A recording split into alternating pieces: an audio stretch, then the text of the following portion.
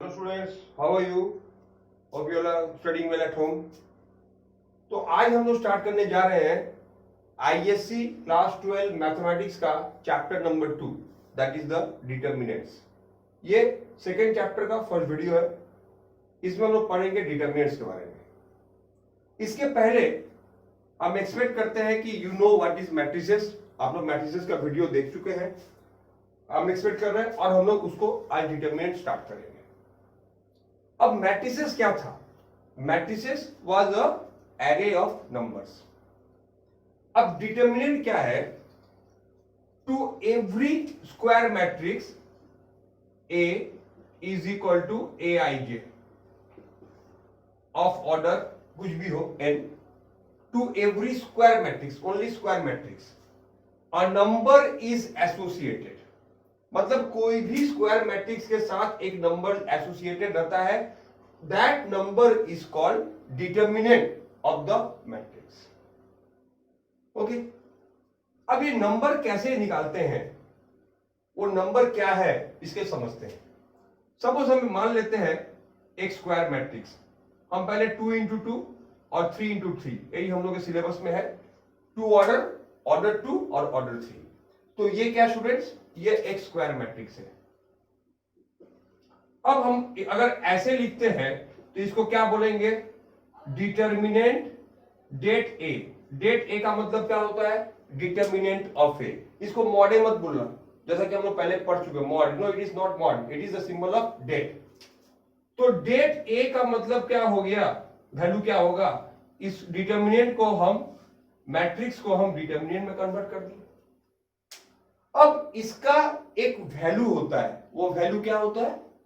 वो होता है this number into this number, मतलब a into D minus B into C. तो इसको अगर हमको तो यहां नंबर्स दिया रहेगा, इन नंबर्स को मल्टीप्लाई सब्ट्रैक्ट करके जो वैल्यू मिलेगा वो क्या होगा? वो इस मैट्रिक्स का डिटर्मिनेंट होगा। फॉर एग्जांपल हम लोग बात करते हैं कि b इज इक्वल टू, मान लिए 1 2 3 4, तो मॉड बी क्या हो जाएगा स्टूडेंट्स? डिटर्मिनेंट ऑफ बी क्या हो जाएगा? डिटर्मिनेंट ऑफ बी होगा 1 2 3 4, मतलब 4 1 जा 4 माइनस 6, कितना हो गया? -2। तो ये जो वैल्यू है, उस वैल्यू को हम कहते हैं इस मैट्रिक्स का डिटर्मिनेंट। उस वैल्यू को हम क्या कहते हैं? इस मैट्रिक्स का डिटर्मिनेंट। तो ये तो हम लोग देखे how to expand two into 2 order. अब हम लोग चलते हैं 3 इंटू 3 ऑर्डर मैट्रिक्स का डिटर्मिनेंट का। तो 3 इंटू 3 ऑर्डर अगर डिटर्मिनेंट दिया रहेगा तो उसको हम लोग कैसे एक्सपैंड करेंगे? उसका रूल क्या है?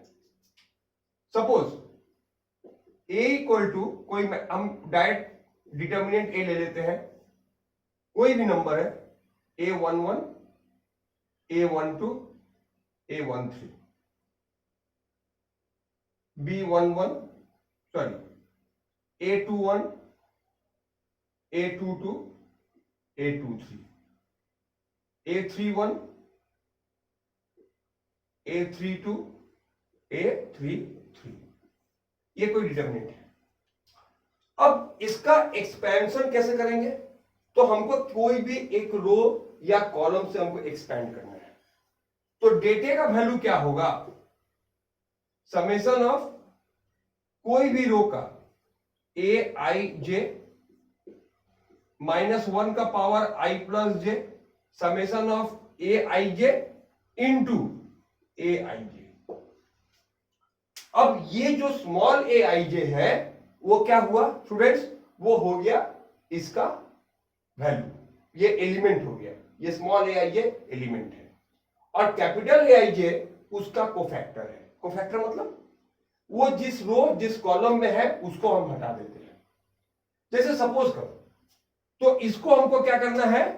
कोई भी फॉर एनी रो और कॉलम समेशन। तो यहां तो 3 ऑर्डर मैट्रिक्स है, तो एक रो या एक कॉलम में 3 एलिमेंट मिलेगा, तो तीनों का हमको ये निकाल के ऐड करना है। अब ये कैसे होगा? देखो, फॉर एग्जांपल हम लोग पहले सब में सिर्फ सुविधा के लिए एक्सपेंडिंग बाई R1, R1 से एक्सपेंड कर रहे हैं। ओके, तो अगर हम लोग R1 से एक्सपेंड कर रहे हैं तो हमको क्या मिलेगा स्टूडेंट्स, देखो तो पहला क्या हो गया, पहला एलिमेंट क्या है, पहला एलिमेंट क्या है A11, तो -1 का पावर, यहां I का वैल्यू भी कितना है 1 और J का वैल्यू भी कितना है 1। हम लोग मैट्रिसेस में पढ़े थे, I मतलब रो, J मतलब कॉलम, तो 1 + 1। अब पहला एलिमेंट क्या है A11, A11 इंटू इसका कोफैक्टर क्या होगा। अब देखो ये जिस रो और जिस कॉलम में है उसको हम हटा देते हैं, ये जिस रो और जिस कॉलम में है इसको हम हटा देते हैं, तो स्टूडेंट क्या दिखा आपको, ये जिस रो जिस कॉलम में उसको हटा दिए तो क्या दिख रहा है, ये चारों एलिमेंट्स। अब इन चारों एलिमेंट्स को हम लोग लिख लेते हैं, A22, A23, A32, A33 plus, अब क्या होगा, क्योंकि हमको R1 लेना है तो तीनों एलिमेंट्स को ऐड करना है, हम प्लस ले लिए क्या A -1 का पावर, ये क्या होगा स्टूडेंट्स 1 + 2 A12। अब A12 का कोफैक्टर क्या होगा, देखो ये क्रॉस को हटा दो, ये फर्स्ट रो नहीं लेना है, सेकंड कॉलम नहीं लेना है, तो फर्स्ट रो सेकंड कॉलम को हटा दोगे तो क्या मिलेगा A21, A31, A23, A33, इसको लिख देते हैं A21, A31, A23, A33 plus, अब आते हैं हम लोग थर्ड वाले में A13, तो इसका क्या होगा -1 का पावर 1 + 3 A13, और ये क्या होगा, यहां पे एलिमेंट क्या है A13 और इसका कोफैक्टर क्या होगा स्टूडेंट्स, देखा जाए इसका कोफैक्टर ये होगा, मतलब ये पार्ट, ये फर्स्ट रो और थर्ड कॉलम को हटा देते हैं तो क्या बचा है, ये वाला पार्ट बचा, क्या बचा हम लोगों को A21, A31, A22, A32, ये बच गया। अब इन कोफैक्टर को कैसे एक्सपेंड करना है, जैसे हम लोग पहले सम में कर चुके हैं, तो जरा इसको सिंप्लीफाई कर लेते हैं, ये -1 का पावर 2 + 1 हो गया, A11 ये क्या हुआ, ये इंटू ये, मतलब A22 into A33 minus A23 into ये क्या बन गया -A23 इंटू A32। अच्छा, ये -1 का पावर 3 मतलब -1 इंटू क्या हो गया, ये A12 इंटू क्या होगा, ये इंटू ये, मतलब A21 into A33 minus A31 into A23, और प्लस लास्ट वाला क्या होगा, फिर से -1 का पावर 4 मतलब प्लस हो गया A13, और क्या मिलेगा हमको यहां पर A21 into A32 minus A22 into A31। तो इस तरीके से ये माइनस ये प्लस ये, इन तीनों एलिमेंट्स को ऐड करके, अगर यहां तो नंबर दिया रहेगा तो प्लस माइनस करके हमको एक सिंगल एक नंबर मिलेगा। अब जो सिंगल नंबर मिलेगा वही क्या है, वो इस एलिमेंट का डिटर्मिनेंट है। तो ये होता है डिटर्मिनेंट एक्सपेंशन का तरीका। तो एक सम हम कर रहे हैं नंबर्स के साथ, जहां पर ये इस चीज को क्लियर कर दिया जाए कि कैसे हम लोग इसको एक्सपेंड करते हैं। तो let us do one sum of expansion. कोई भी सम हम ले लेते हैं और उसको हम लोग एक्सपेंड करते हैं। तो जैसे मान लो मैं कोई भी वैल्यू ले लिया, सपोज यहां पे दिया हुआ है a is equal to -3 -4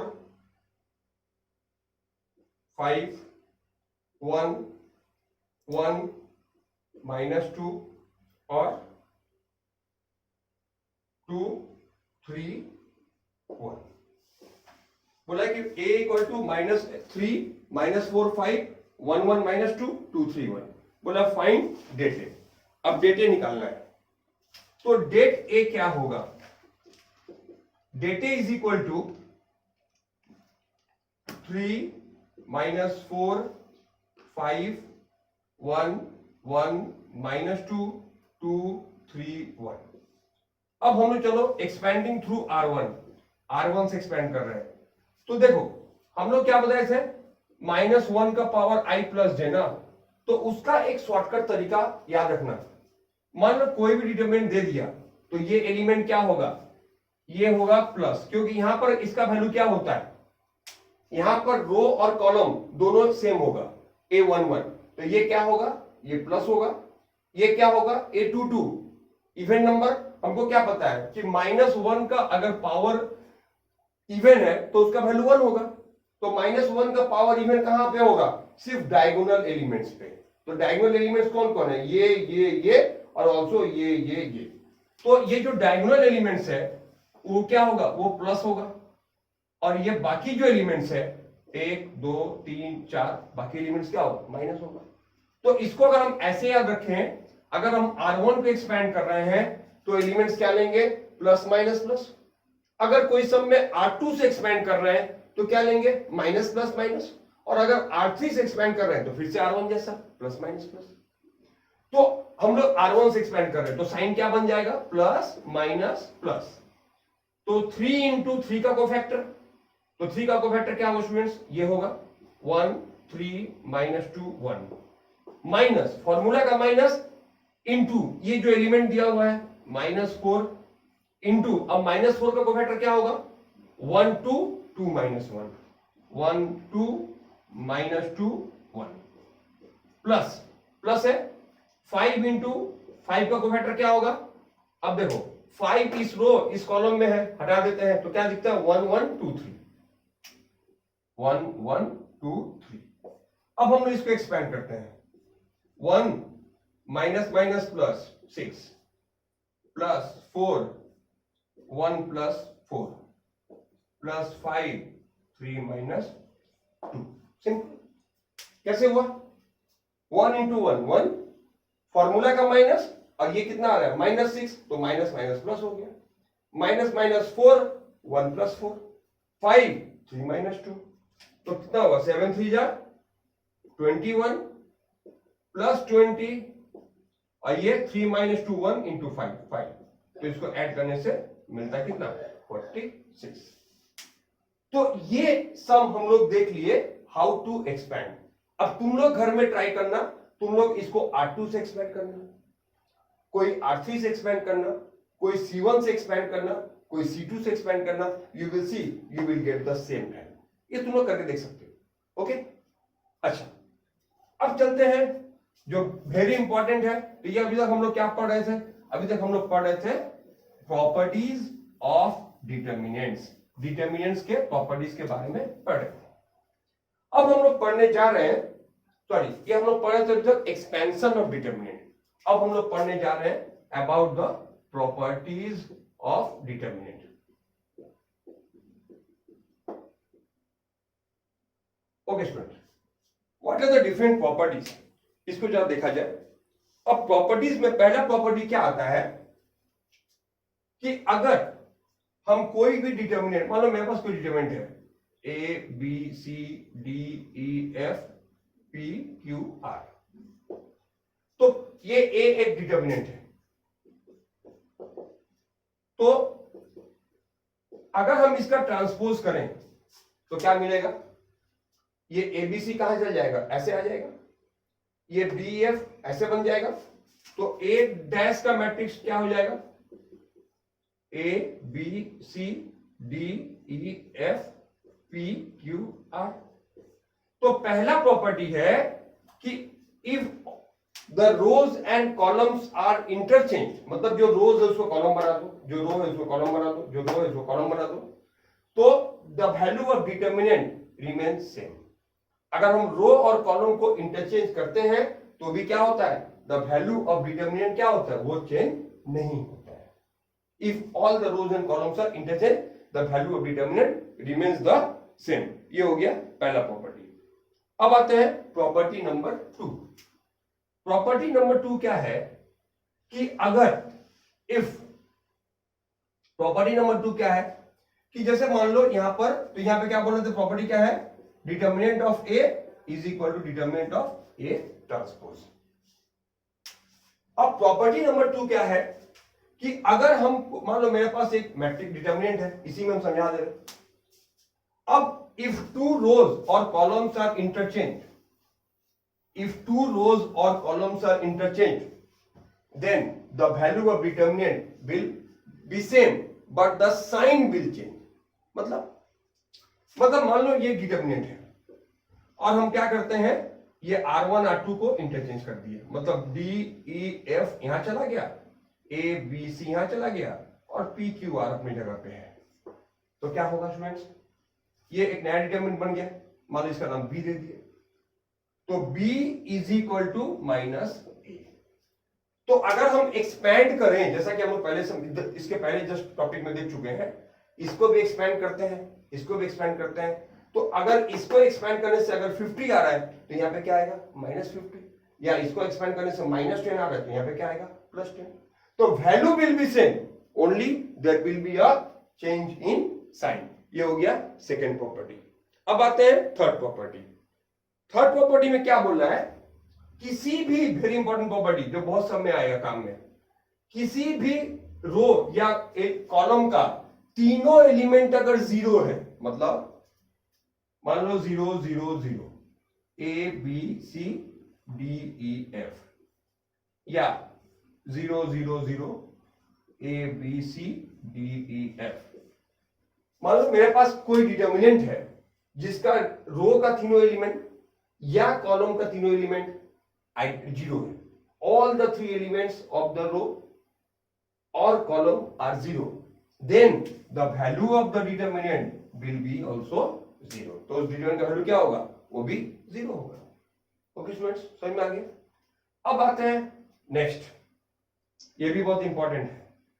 if two rows or columns are identical, अगर मान लो 2 रो या 2 कॉलम आइडेंटिकल है, जैसे देखो ए बी सी, ये भी ए बी सी, दोनों रो सेम है, A B A B C, A B A B C, तो अब क्या होगा स्टूडेंट्स, तब क्या होगा, then the value of determinant will also again be 0।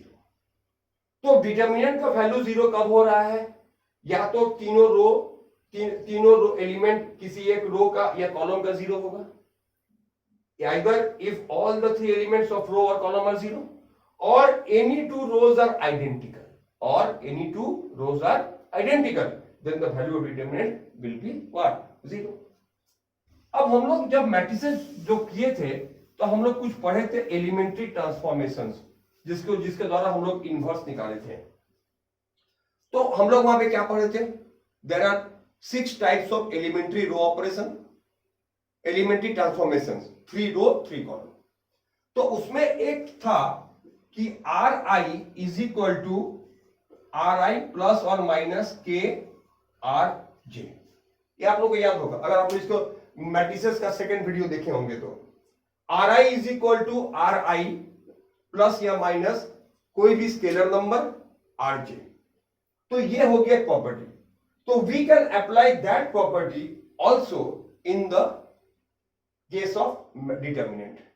किसी भी डिटर्मिनेंट में मान लो कोई भी डिटर्मिनेंट मेरे पास है A B C D E F P Q R, तो हम लोग इसमें एज पर रिक्वायरमेंट R1 को हम लिख सकते हैं R1 change to R1 minus 2 R2, या हम R1 change to R1 minus R2, कुछ भी एज पर रिक्वायरमेंट, या प्लस R2 या प्लस R2, जो भी मेरा जरूरत पड़े हम लोग उसको यहाँ पे कर सकते हैं। तो दिस इज, और same thing for column also, मान लो हम लिखते हैं C2 माइनस 2C1 या समथिंग कुछ इस तरह का। तो इस तरह का जो हम लोग एलिमेंट्री ट्रांसफॉर्मेशन में पढ़ चुके हैं, वो एलिमेंट्री रो या कॉलम ट्रांसफॉर्मेशन हम लोग डिटर्मिनेंट में अप्लाई कर सकते हैं। और यहां पर एक एडवांटेज भी है। क्या एडवांटेज है, हम लोग जब एलिमेंट्री ट्रांसफॉर्मेशन पढ़े थे मैट्रिसेस में, तो वहां पे क्या बोला गया था कि अगर तुमको रो में करना है तो सब रो में करो, कॉलम में करना है तो सब कॉलम में करो। याद आ रहा है? अगर आप लोग नहीं किए तो प्लीज वीडियो नंबर 2 मैट्रिसेस का देख लीजिएगा। लेकिन यहां डिटरमिनेंट में वो रेस्ट्रिक्शन नहीं है। हम एक row operation, column operation, row operation, column operation, दो रो ऑपरेशन, दो कॉलम ऑपरेशन, कुछ भी दोनों एक साथ कर सकते हैं एक ही सम में, इट इज अलाउड। तो यहां पर जो रेस्ट्रिक्शन था वहां का, वो रेस्ट्रिक्शन यहाँ पे नहीं है कि सब रो में ही करना है या सब कॉलम में ही करना है, यहां पे हम दोनों ही कर सकते हैं एज पर माई विश। अब आते हैं मैट्रिसेस और डिटरमिनेंट में एक बहुत बड़ा डिफरेंस है। हम लोग जब स्केलर मल्टीप्लीकेशन मैट्रिसेस में क्या देखे थे, मान लो यहां पे हमको इसको 5 से इंटू करना है, मान लो ये मैट्रिक्स है, ओके, थोड़ी देर के लिए इमेजिन करो कि इट इज अ मैट्रिक्स। तो 5 से जब मल्टीप्लाई करना है तो वो 5 किस में इंटू होगा, हर एक एलिमेंट में इंटू होगा, है ना, ऐसे रूल था। लेकिन मैट्रिसेस में डिटरमिनेंट में क्या होता है कि ये 5 किसी एक रो या कॉलम में ही इंटू होगा, और किसी एक रो या कॉलम में कोई कॉमन है, सपोज एग्जांपल है ना 2 4 6 2 3 1 1 2 3। अब हम क्या देख रहे हैं कि ये तीनों इवन नंबर है, मतलब मल्टीपल ऑफ 2 है, तो हम अगर चाहें तो यहां से 2 कॉमन ले सकते हैं। लेकिन ये चीज हम डिटरमिनेंट मैट्रिसेस में नहीं कर पाते हैं। मैट्रिसेस में कब कर पाएंगे, जब सब एलिमेंट से वो नंबर कॉमन जाएगा। पर यहां पर किसी भी रो या कॉलम के सभी एलिमेंट्स में अगर कुछ कॉमन है तो क्या बन जाएगा, तो इसको हम ऐसे लिख सकते हैं, 2 कॉमन ले लिए तो क्या बन गया 1 2 3 2 3 1, ये जो भी है व्हाटएवर। अब इसका वैल्यू क्या होगा स्टूडेंट, बोलो जरा, थोड़ा सा और एडवांस करते हैं। ये दोनों रो क्या हो गया, आइडेंटिकल हो गया ना, तो इस डिटरमिनेंट का वैल्यू 0, क्योंकि हम लोग जो पार्ट पढ़ने देखने जा रहे हैं, जो सम्स करेंगे अब, वहां पर बिना एक्सपेंड किए हमको उसका वैल्यू जानना है। Without expansion we have to know the value of the determinant, okay. तो this are all the properties and we will now apply the property. अच्छा, एक प्रॉपर्टी और बच गया है, उसको मैं बता दूं, फिर उसके बाद हम लोग सम स्टार्ट करेंगे। ये प्रॉपर्टी क्या है, इफ एनी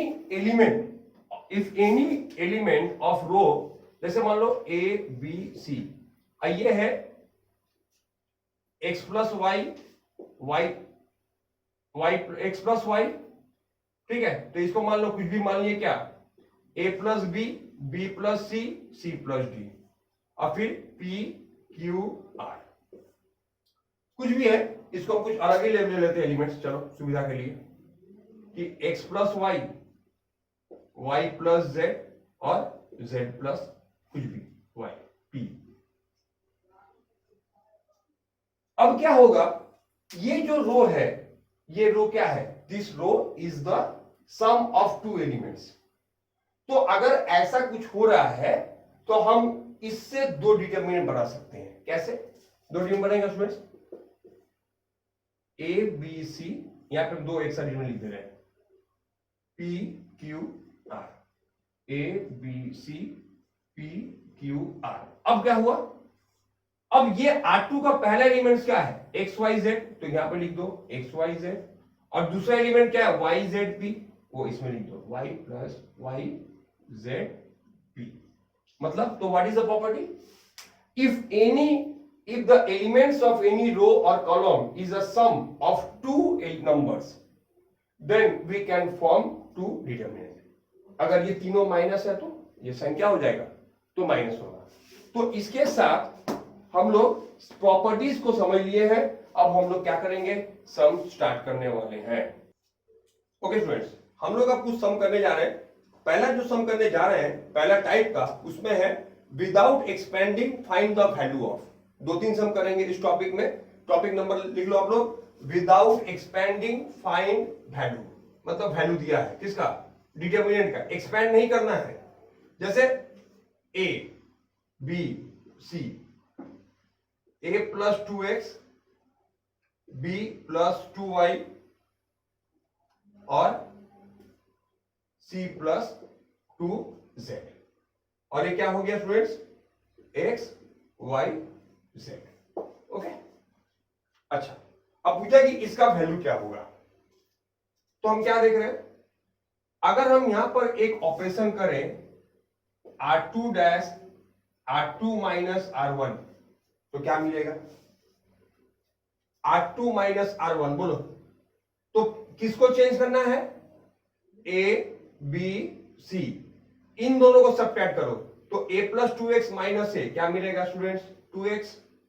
इन दोनों सब्ट्रैक्ट करो क्या मिलेगा? 2y 2z, x y z। अब जैसा मैंने कहा था कि अगर कोई भी रो या कॉलम में कुछ नंबर्स कॉमन है तो हम उसको कॉमन ले सकते हैं। ये हम क्या देख रहे हैं? 2 कॉमन है तो 2 को कॉमन ले लिए तो क्या मिला? A B C X Y Z X Y Z. ठीक है फ्रेंड्स, तो क्या हो गया? ये दो रो आइडेंटिकल हो गया। तो अगर दो रो आइडेंटिकल होता है तो उसका वैल्यू क्या होता है एलिमेंट का? अभी हमने डिस्कस कर चुके हैं, 0 होता है। तो इसका वैल्यू भी क्या होगा? 0 हो गया। तो 2 इंटू 0 इज 0। तो बिना एक्सपेंड किए हम लोग इस डिटर्मिनेंट का वैल्यू फाइंड कर लिए 0। ओके फ्रेंड्स, ये रहा सम नंबर 1। अब आते हैं सम नंबर 2 में। जरा आप लोग अगर कॉपी नहीं किए तो प्लीज वीडियो पॉज करके कॉपी कर लीजिएगा। अब हम लोग थोड़ा कुछ सम्स करते हैं फटाफट। अच्छा, एक और सम करते हैं इसी तरह। Find the value of 3 102 18 36 1 3 4 17 3 6। Okay, ये क्वेश्चन दिया हुआ बिना एक्सपेंड किए, बिना R1 R2 ब्रेक किए फाइंड द वैल्यू। तो क्या करेंगे? अब देखो हम ये देख रहे हैं कि ये तीनों नंबर जो है ना वो 6 के टेबल में आता है। 17 6 102 और 18 3 6 18 और 6 6 36। तो हम यहां से 6 अगर कॉमन ले लेते हैं तो क्या मिलेगा स्टूडेंट? 17। 6 कॉमन ले लो 18 से, 3 6 1 3 4 17 3 6। तो क्या हो गया? इंटू 0 ना, क्यों? क्यों C1 is equal to C2 identical to C2। क्यों 0 हुआ? C1 identical to C2। तो क्या वैल्यू क्या निकला? 0। तो इस तरीके से 0 प्रूफ करने का जनरली जो find the value of some आता है उसका आंसर 0 ही आता है। अब तुमको ट्रिक लगाना है कि कैसे दो रो दो कॉलम इक्वल दिखाएं, या एक पॉसिबल हुआ तो एक रो का तीनों एलिमेंट को 0 दिखा दे। तो उस तरीके से करके हमको क्या करना है कि एलिमेंट्स का वैल्यू फाइंड करना है। हो गया। अब एक सम में होमवर्क में दे रहा हूं कि फाइंड द वैल्यू ऑफ, ये भी 0 ही आएगा, find the value of 1a b plus c 1b c plus a 1c a plus b। इसको आप लोग ट्राई कीजिएगा। ओके, तो इसका वैल्यू भी 0 आएगा। ठीक है, अब चलते हैं नेक्स्ट टाइप सम, जहां पे हमको बोला है क्या? Using properties prove that. अब ये फाइंड वैल्यू का सम नहीं है, अब हमको प्रूफ करना है। तो प्रूफ करना है, फाइंड वैल्यू तो हो गया, ये होमवर्क में दे रहा हूं, प्लीज नोट इट डाउन। तो प्रूव दैट, क्या प्रूफ करना है? देखो अब हम स्टार्ट कर रहे हैं exercise. Prove that 1 1 1 a b c b c c a a b is equal to a minus b b minus c c minus a। ठीक है स्टूडेंट्स, ये हम लोग का क्वेश्चन दिया हुआ है, फाइंड द वैल्यू ऑफ। अच्छा, अब हम लोग क्या करेंगे? देखो, अगर हम R1 R2 को सब्ट्रैक्ट करें तो हमको a माइनस बी मिल जाएगा, और R2 R3 को सब्ट्रैक्ट करेंगे तो हमको क्या मिल जाएगा? b माइनस सी। तो हम लोग यहाँ पे एक साथ दो ऑपरेशन कर सकते हैं, उससे ज्यादा नहीं कर पाएंगे 3 ऑर्डर में। R1 माइनस R2 और R2 डैश क्या हो जाएगा? R2 minus R3। तो हम लोग यहाँ पे एक साथ इसको जा लिख लेना, तो बोर्ड से नंबर कट जाएंगे, ये बहुत इंपॉर्टेंट है। तो LHS, तो पहले तो इसको कॉपी कर लेना। सेकेंड स्टेप में क्या करोगे? R1 minus R2। तो R1 कौन सा है? This is R1, this is R2। हम रो माइनस रो कैसे करेंगे? पहला एलिमेंट माइनस दूसरा एलिमेंट, पहला एलिमेंट माइनस दूसरा एलिमेंट, पहला एलिमेंट माइनस दूसरा एलिमेंट। तो चलो करते हैं। तो क्या आएगा? 1 माइनस 1 0, a माइनस बी, और यहां से c कॉमन ले लेंगे तो क्या बचेगा स्टूडेंट्स? एक्चुअली होगा BC माइनस सी है, तो C कॉमन ले लेंगे तो क्या मिलेगा, B माइनस है। यहां क्या बचा, फिर से वही 1 माइनस 1 0, B माइनस सी, और यहां पे कॉमन क्या आ जाएगा, A, और क्या बचेगा students, C minus B, 1 C A B। अब देखो यहां से हम A माइनस B कॉमन ले सकते हैं, और यहां से B माइनस C, तो ये क्या बन गया, अगर यहां से हम A माइनस B कॉमन ले रहे हैं तो रो वाइज कॉमन ले रहे हैं, तो रो वाइज लिखेंगे 0, ये कॉमन चला गया तो 1।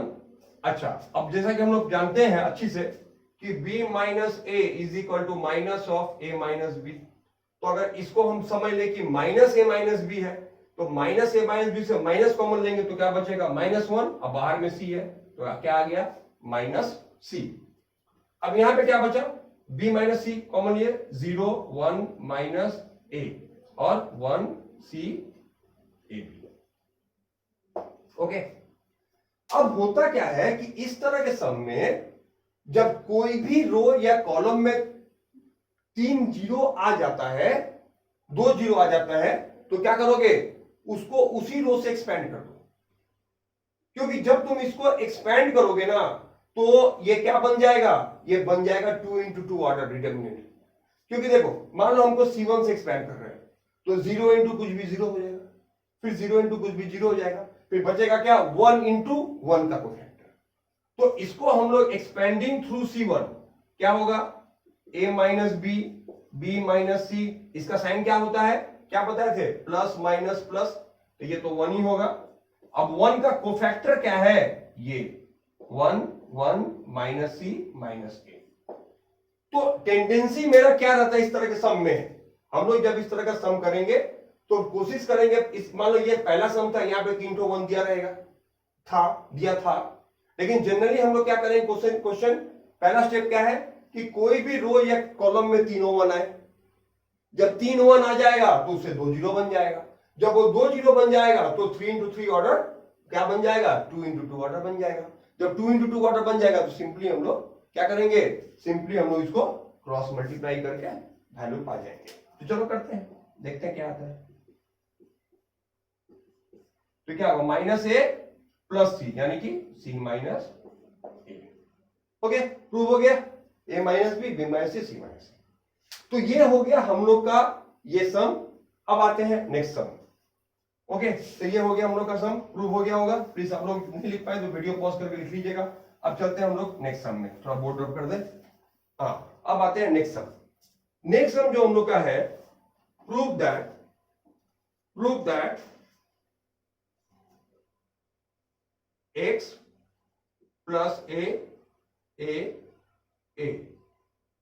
b x plus b c